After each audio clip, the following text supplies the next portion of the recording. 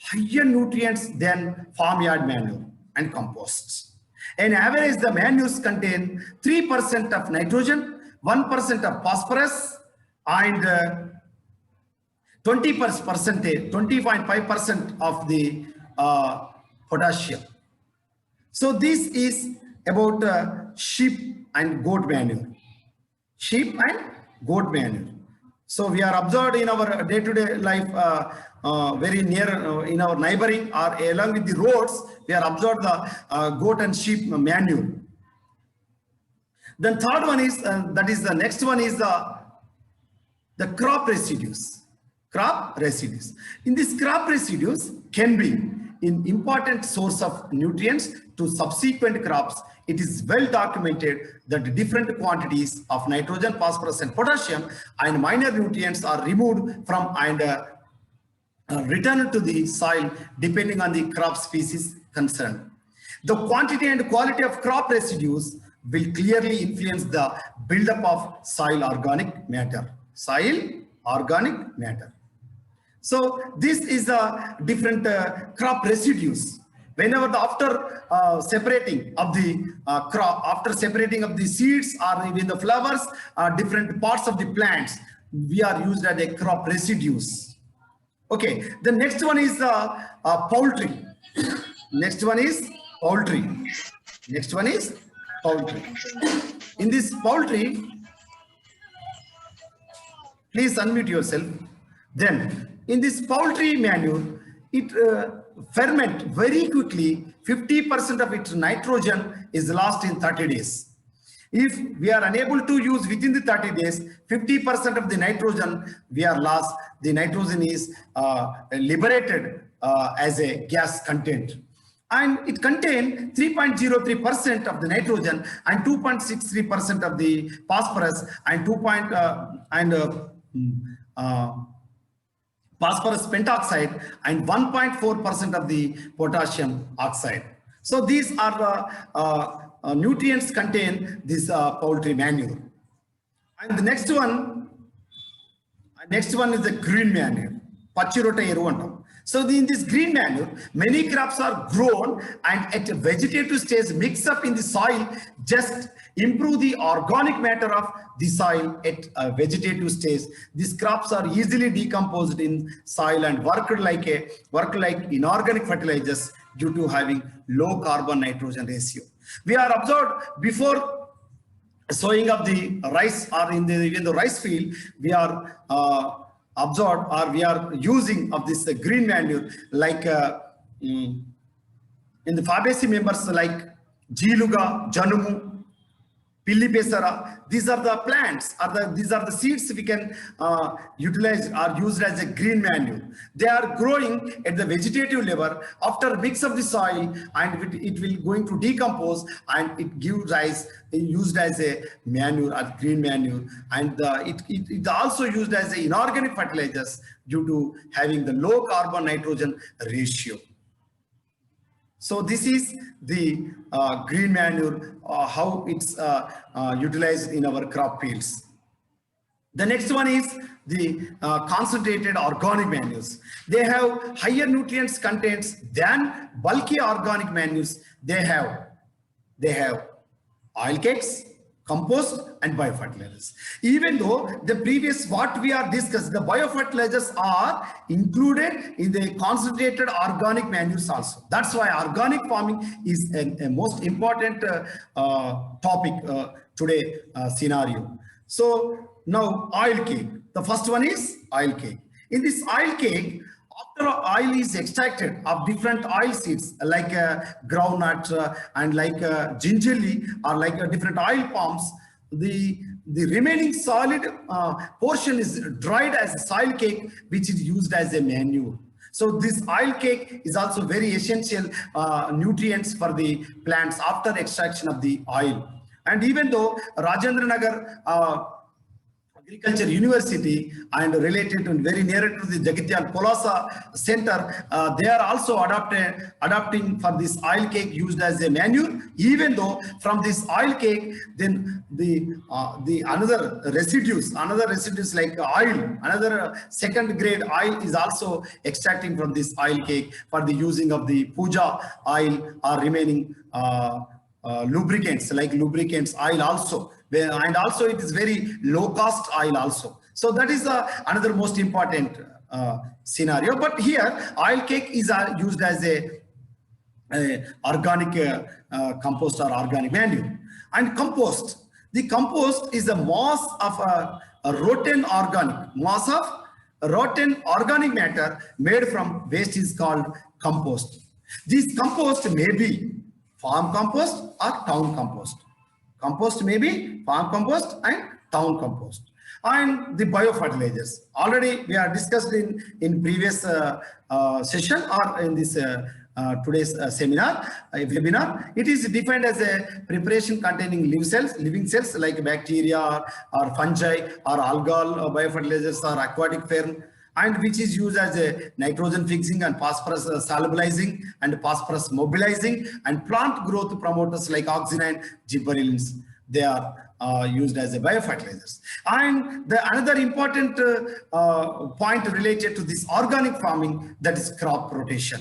So this is very, very important for the controlling of the disease and pest management system, and this is very useful for the control of the natural controlling system of the pest management or pest or disease controlling method. These organic rotations are divided into phases that increase the level of soil nitrogen and phases that deplete it. The nitrogen building and depleting phases must be in balance. So rotation can also be designed to minimize the spread of weeds and pests, spread of the weeds and pests and diseases. So here, this is the crop rotation method, how we are rotating of our crops in the crop field. So 1 year or first time, one season or a Rabi season, or even though the Kharif season, we are using one of the crop plant like a legume plants, beans, peas, and other related to crop fields. Then afterwards, the root related plants like carrots and radishes and turnips, even the beetroots, and even though some of the stem modified stems like onions and garlic, these are root crops. So whenever after legumes, whenever we are applying or whenever you are using the crop rotation method, the crop yield is also increased, and also we are lesser utility of the manure. Why? Because legumes contain Rhizobium leguminosum bacteria, which is used as a biofertilizer and which is fixed the atmospheric nitrogen into the soil, and it will help the growing of the next crop plant very easily and very rapidly, and yield is also increased. So this is the crop rotation method. And afterwards, the fruit yielding varieties or fruit yielding crops or plants we can cultivated in the same area. That is the tomatoes or cucumbers and peppers and some of the squash related to plants we are cultivated in the same land afterwards. And afterwards, the leafy vegetables like lettuce and green herbs and spinach and brassicas and the corns. And so these are the crops, whenever we are using the rotation method, the yield is also increased. Even although soil health is also increased by the utilization of the nutrition is also varies from the crop to one crop to another crop. So whenever we are cultivating the legume plants, the plants need not to utilize the nutrients from the soil, because the root nodules contain Rhizobium leguminosum. This is fixation of the atmospheric nitrogen to the roots, and which is helpful for the fast growing or rapid growing of the crops. So that is the method. Whenever we are applying this rotation, crop rotation method, it is very minimize the weeds and minimize the spreading of the weeds, even though pests and diseases also. Why? Because some of the diseases of the soil-borne vegetable, soil-borne diseases, the soil-borne diseases are only infect only the specific plants. Like for example, Cercospora personata, which is the Deuteromycetes fungi, which is infect only groundnut and the disease called Thika disease or leaf spot disease, which is only soil-borne. Whenever the soil-borne disease, which is only related to infect the groundnut. Whenever we are rotating the crop or other crops, or whenever we are applying, then automatically the disease is controlled by the naturally. So this is the crop rotation method. And the second one is the weed management.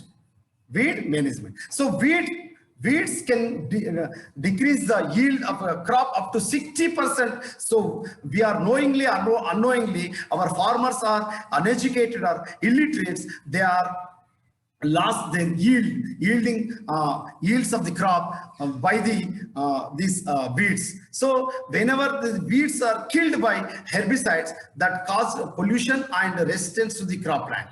In organic farming system, weeds are controlled by these methods. Number one, allelopathy, rotation method, and organic mulching, and the last one is the integrated weed control. So these are the methods for the organic farming for the weed control. So we are going to discuss each and every one. So first one is allelopathy. First one is allelopathy. In this allelopathy method, crops having allelochemicals can be used as growth promoters and also for weed control through number one, use of mulch of these crops. Number two, use these crops in rotation. The third one is the use these crops in intercropping or mixing. మిశ్రమ పంటలుగా మనం చెప్పుకుంటాం. So the intercropping and use crops extract as foliar sprays by incorporate plant tissues in soils. The second one is crop rotation. So use of legumes crops that provide nutrients by biological nitrogen fixation or diazotrophy. Use of allelopathic crops that suppress the growth of weeds. Then continuous monoculture is unacceptable due to the like diseases as well as the difficulties of maintaining soil fertility, increased pressure from weeds and pests. Weeds, pests, and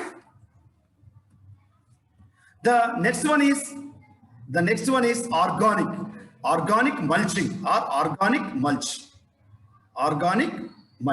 In this organic mulching, then organic residues like grass clippings and leaves, hay and straws, even the shredded bark and whole bark, animal manure. So these are using for organic mulching. In this organic mulches are temporary decay over time. They add our crop. They add organic matter in soil and increase water retention capacity of the soil, and which is also provide the nutrients, whether the micronutrients or macronutrients. And my dear delegates here, this method or organic mulching suppress the weeds. Whenever this mulching method, the shady area, the weeds are unable to grow. So this is the organic mulching method.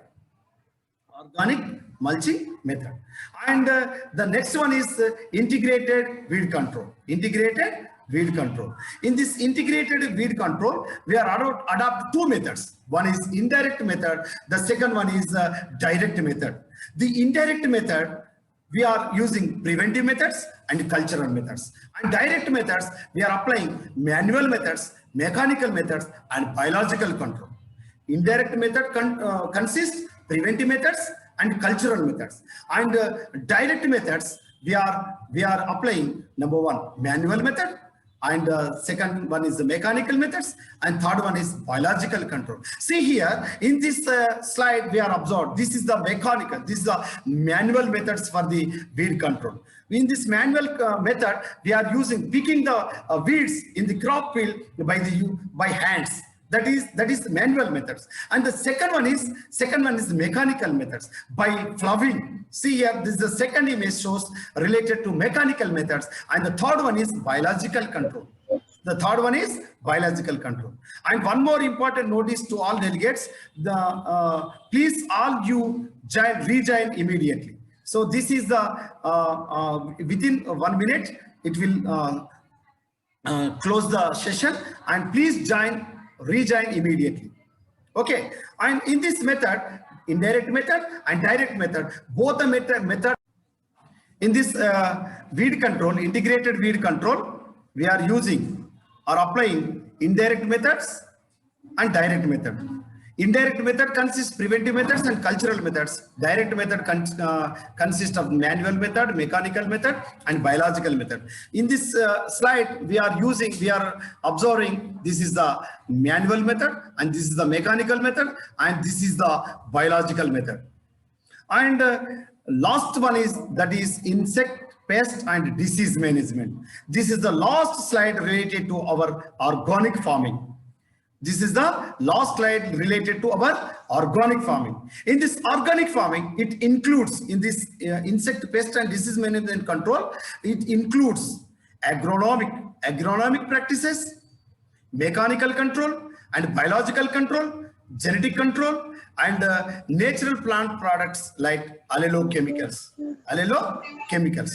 So these are the methods we are using for the control of the management. This is the integrated pest management. So this include prevention, monitoring, treatment, and training. So these are the methods using this is integrated pest management. So in this method we are adopt which is very useful for our nearer to surrounding. So all methods are not adopted in each and every area. So our region or our area, which one is suitable for the management or weed control management or pest pest control management, we are adopt any one method or two methods, whichever useful. Okay.